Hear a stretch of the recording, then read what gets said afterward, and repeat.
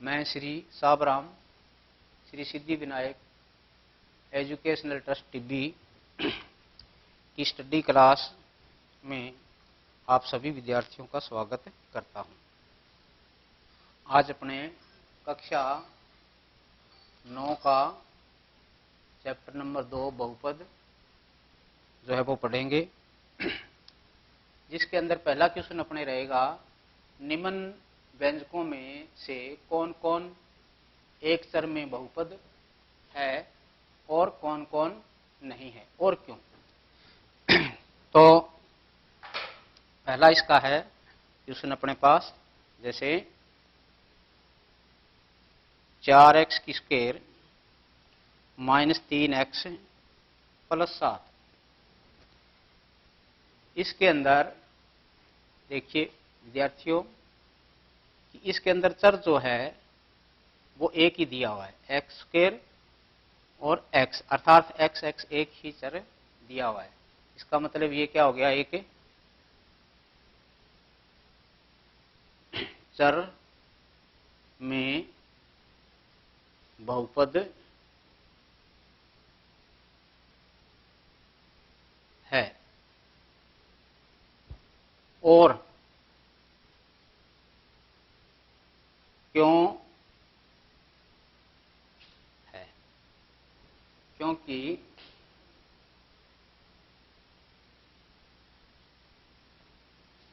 इस व्यंजक में x की घात पूर्णांक में है।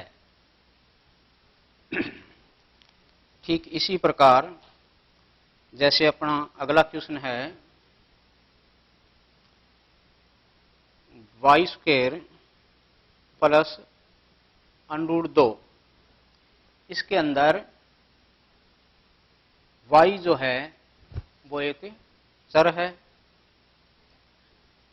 इसलिए इस पद को अपने कहेंगे एक चर में बहुपद है। ठीक जैसे ऊपर लिखा है उसी प्रकार से लिख देंगे, एक चर में बहुपद है। अब ठीक इसी प्रकार से क्वेश्चन नंबर 3 आता है अपने पास। 3 नंबर क्वेश्चन के अंदर क्या है, 3t का अंडरूट प्लस t√2। ये क्या है, एक चर में बहुपद नहीं है। अब इसका क्या कारण है, क्यों नहीं है? ये इसलिए नहीं है कि यहाँ t जो है वो अंडरूट के अंदर दिया हुआ है, अर्थात अंडरूट के अंदर होने की वजह से इसको अपने बोलेंगे कि यह एक चर में बहुपद नहीं है। क्यों नहीं है, क्यों नहीं है? क्योंकि यहां t की घात पूर्णांक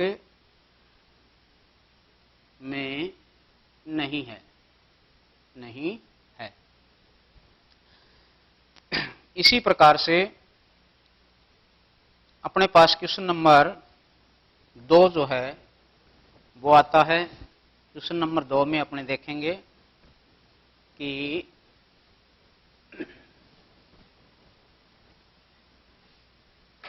क्वेश्चन नंबर 2 है अपने पास, निम्न में से प्रत्येक में x स्क्वायर का गुणांक लिखिए। निम्न लिखित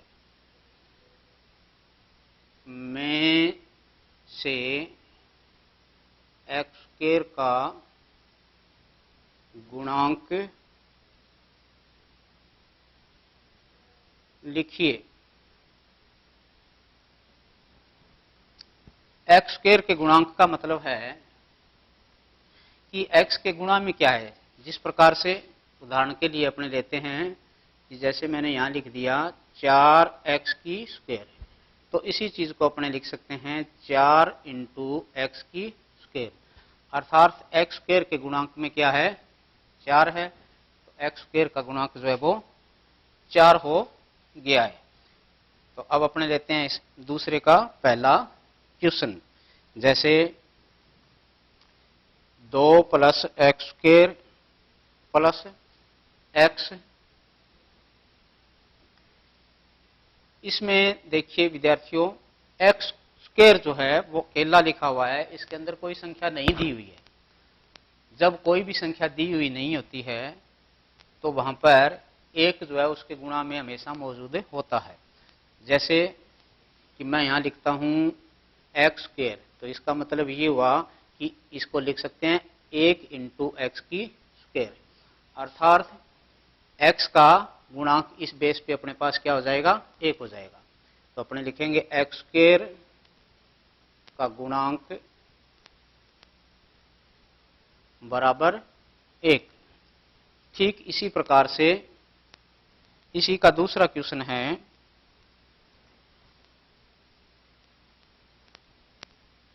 2 माइनस एक्स की स्क्वायर प्लस एक्स की क्यूब।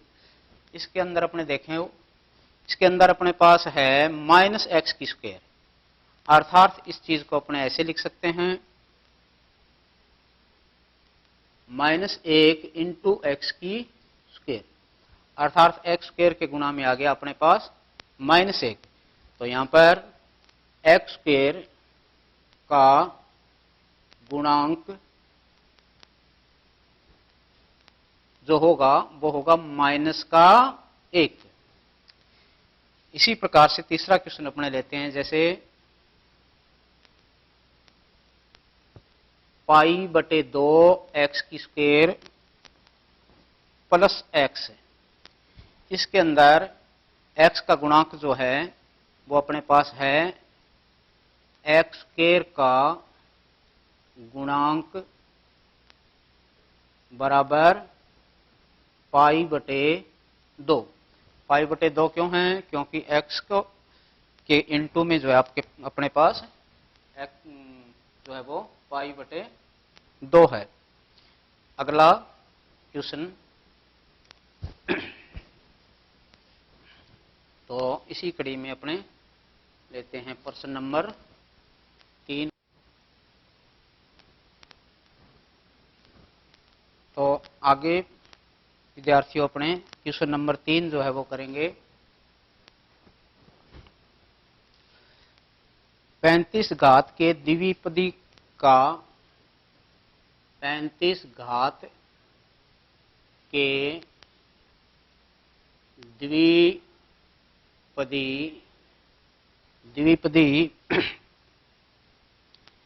का और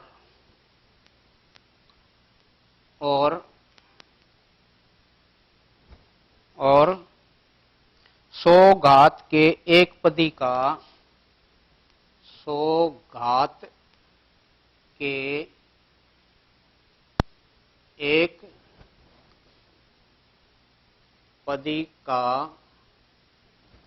पदी का उदाहरण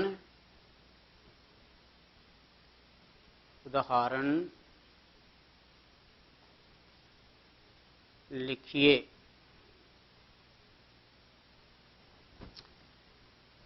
अर्थात अपने इसको लिखेंगे 35 घात के द्विपदी का एक उदाहरण, 35 घात के द्विपदी का एक उदाहरण। तो लिखोगे 3x की स्क्वायर, 3x की पावर जो है वो 35 होनी चाहिए, पावर 35 प्लस 4 या प्लस 5 या प्लस 7 कुछ भी लिखा जा सकता है। तो इसके अंदर घात जो है वो अपने पास 35 हो गई है x की, अर्थात ये व्यंजक बन गया है 3x की पावर 35 प्लस 4। इसी प्रकार से अपने और भी कोई उदाहरण अपनी तरफ से ले सकते हैं। अब इसी का दूसरा क्वेश्चन है, अपने को लिखना है घात जो है वो 100 होनी चाहिए। तो जैसे मैं लिखता हूं √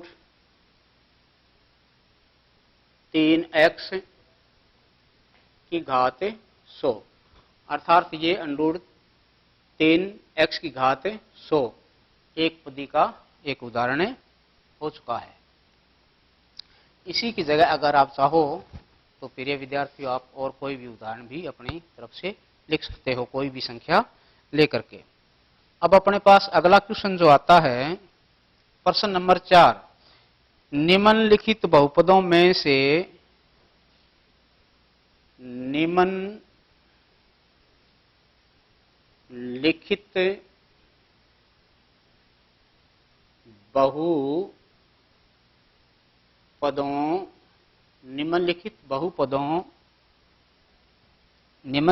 बहुपदों में से प्रत्येक बहुपद की घात लिखिए। प्रत्येक बहुपद की घात लिखिए या बताइए। जैसे अपने पास पहला क्वेश्चन है, इसका पहला क्वेश्चन है अपने पास 5x की क्यूब प्लस 5x की क्यूब प्लस 5x की cube plus 4x square plus 7, 4x square plus 7, ये एक पद हो गया, व्यंजक हो गया है एक प्रकार का। इसके अंदर अपने को घात बतानी है। तो प्रिय विद्यार्थियों इसके अंदर अपने को ये देखना है, केवल घात बताने के लिए, पावर बताने के लिए, कि इसके अंदर सबसे बड़ी पावर जो होती है पूरे के अंदर उतनी ही इसकी घात जो है वो मानी जाती है। जैसे इस व्यंजक के अंदर यहां सबसे बड़ी जो घात है वो है 3, तो अपने लिखेंगे घात बराबर 3। इसी प्रकार से क्वेश्चन नंबर 2 आता है अपने पास। दूसरा क्वेश्चन है इसी प्रकार से अपने पास है 4 माइनस y की स्क्वायर, अर्थात इसकी घात जो है वो हो जाएगी अपने पास 2। क्यों? क्योंकि इसके अंदर अधिकतम पावर जो है वो केवल y की स्क्वायर है, अर्थात इसकी घात जो है वो 2 बन चुकी है। इसी प्रकार से अगला क्वेश्चन है अपने पास 5t माइनस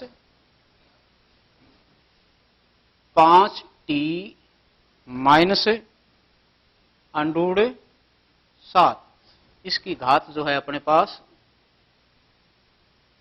1 हो गई।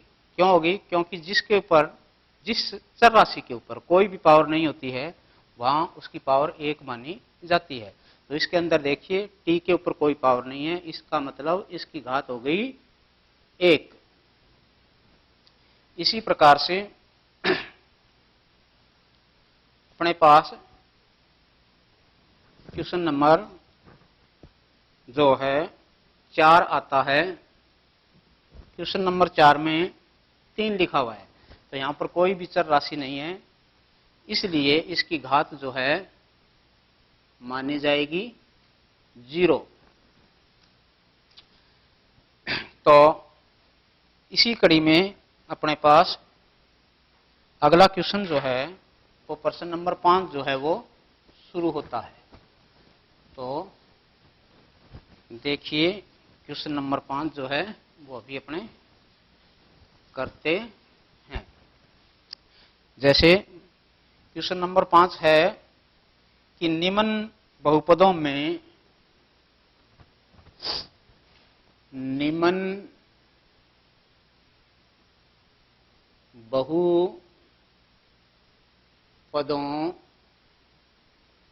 बहुपदों में कौन कौन बहुपद रेखिक है, में कौन कौन बहुपद रेखिक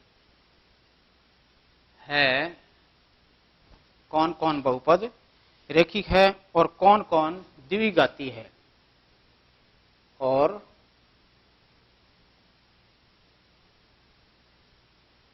कौन कौन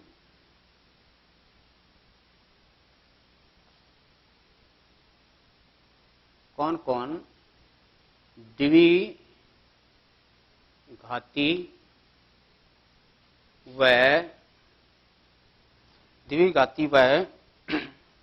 त्रिघाती है। तो इसके अंदर पहला क्वेश्चन अपने लेते हैं एक्स की स्क्वायर प्लस एक्स। इसी प्रकार दूसरा क्वेश्चन अपने लेते हैं एक्स माइनस एक्स की क्यूब लेते हैं। तो इसके अंदर एक्स की स्क्वायर प्लस एक्स है। इसके अंदर ये जो है एक्स की स्क्वायर है प्लस है एक्स, तो यह व्यंजक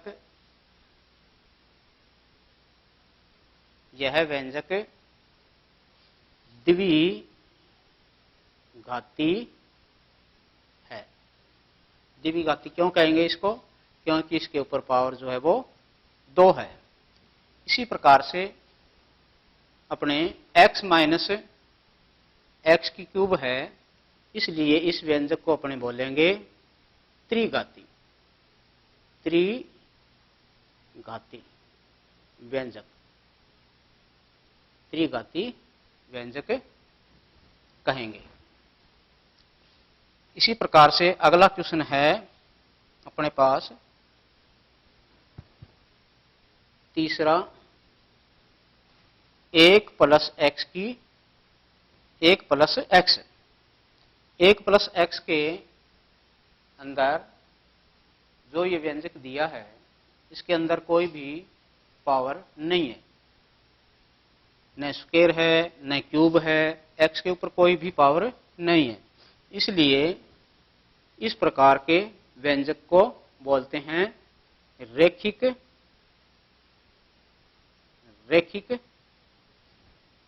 बहुपद या रेखिक समीकरण भी बोल सकते हैं, या रेखिक बहुपद जो है वो कहेंगे रेखिक बहुपद। ठीक इसी प्रकार से अगला क्वेश्चन है अपने पास आर की स्क्वायर। इसके अंदर कोई भी अचर राशि जो है अपने पास नहीं दी हुई है, केवल लिखा हुआ है आर की स्क्वायर। तो इसको क्या बोलेंगे? इसको बोलेंगे द्विघाती व्यंजक।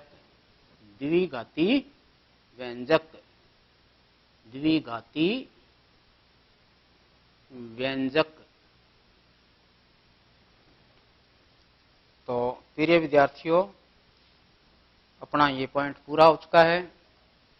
आगे का शिक्षण कार्य अपने कल करेंगे। इसी के साथ मैं अपने शब्दों को विराम देता हूं।